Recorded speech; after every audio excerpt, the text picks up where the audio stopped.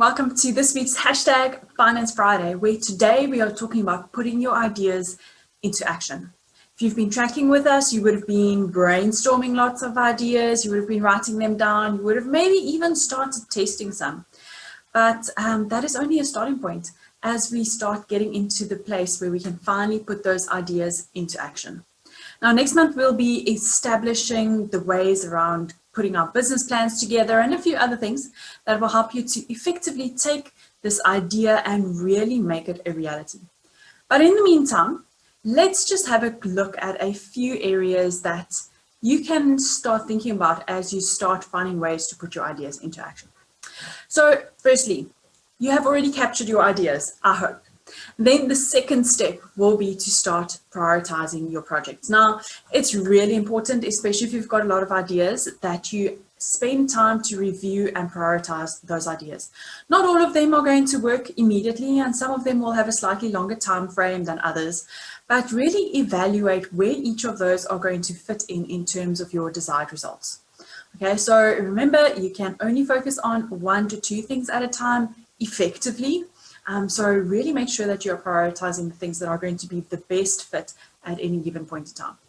Okay, then step number 3, you are going to make sure you start talking it out. Find that accountability partner, find someone to test it on, whatever the case might be, but actually start talking it through. Start talking to a business coach, a mastermind group, a trusted advisor, whoever it is.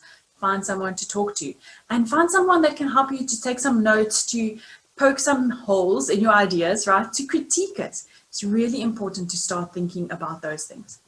And then start writing some of those steps down, okay? Remember, failing to plan is planning to fail. You know this, and this is where we will talk more about the business plan at a later stage as well. But start thinking about some of those SMART goals that you want to put in place around each of these ideas. And then make sure you're scheduling time for it. Okay, if you are not scheduling time, it's not going to get done, right? We create time, or we set time aside for the things that we consider to be important. So if this business idea is something that is important to you, you are going to be making time for it. So there's no way around it really. If you don't make time for it, it is not going to get done. So put it in your calendar, whatever you choose to use in terms of your calendar tools, and make sure you do it. Okay, so 4 steps as you are moving forward in terms of putting your ideas into action. And then just as you are busy figuring out which of these to put into action, here's a list of suggestions that you can use to start filtering out some of the best ones. So last week we spoke a little bit about prototyping, but let's maybe take a step back a little bit and expand on some of those ideas a little bit.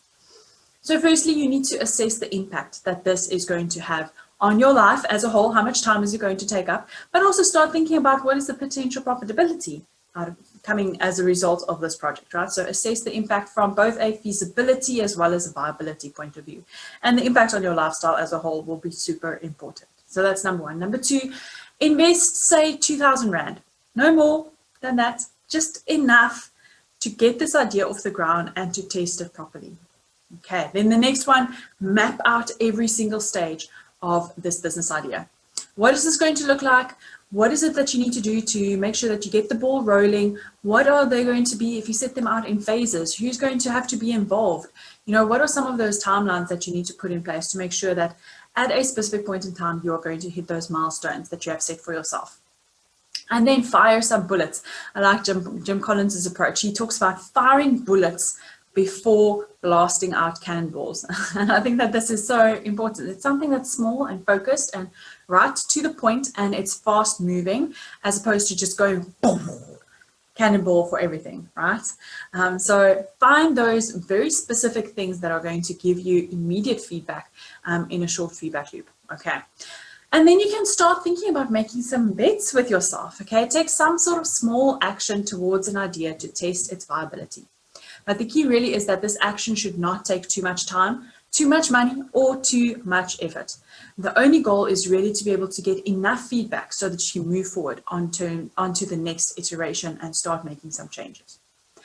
Think about calling 10 customers, that would be the next thing, and really start getting some really good feedback from your customers, from your market, as you start working through all of these ideas. So whether it's introducing a new product, whether it's making changes to your website, or any other ideas, start vetting that idea with at least 10 customers, get some feedback, and see whether there is actually a tangible market for that. Okay, then critique it. Too often, when we have a good idea, we look for people that can validate it and tell us, you're doing the best job you can. Okay, but sometimes that is the exact opposite of what we need to hear. We sometimes need people to tell us where we are going wrong and give us detailed feedback. And if it is a bad idea, it will likely come up in this process. And you don't really want to pursue an idea that someone else can clearly see is a bad idea, right? You don't want to waste your time. So rather get that feedback sooner rather than later. And then make sure you are doing some market research. This is so important, and it links in with calling those 10 customers. But this is really to test whether or not this idea is a good one and that other people can see whether or not there is a good potential for this. And if there is someone that's already doing it, you can start using that feedback to make some changes or add on something extra or see how you can compete with them and find a way to make your idea completely unique. Then you need to start gathering data. If you cannot gather data, you cannot make good decisions, and data needs to become information, right, for us to be able to make really, really good decisions. So before you start asking customers, and maybe even before you bounce this idea off of your team, first gather some basic data that you can use to vet the idea internally, okay? It can be as simple as doing a few Google searches, doing an investigation in terms of what's happening with your competitors. But without gathering some basic data, it can really be easy to get too excited and too emotionally invested in an idea before it has actually been tested properly. Okay, and then once you have done all of these activities and you've started figuring out whether this is actually a good idea, start to find those customers. So before you start building the product, or even before you write a line of code in your app, doesn't matter, always try to find someone else besides yourself who will find value in what you're building. So see if you can at least find 5 customers that are actually going to be committed to purchasing your product or your service. Okay, so hopefully that gives you a pretty good idea of what you need to do to be able to validate your idea. And I mean, as I said, we have already prototyped it in the previous session, but maybe you have too many ideas and you're trying to find new ways of actually filtering them down. And you can think through these options that I gave you to be able to see which ones are going to be the best fit. And then from there, we can start really putting them into action. Okay, so make sure you're tuning in next month as we are going to be establishing what a business plan actually looks like, how we start putting it together, because this is one of the big things that can move your business forward or can cause it to sink altogether. And we need to really start thinking about those things as we are plotting out how we are going to put our ideas into action. Okay, so I hope you've enjoyed the series as we've been thinking about coming up with new business ideas. I think it's such an exciting topic and there's so much that we can do with it.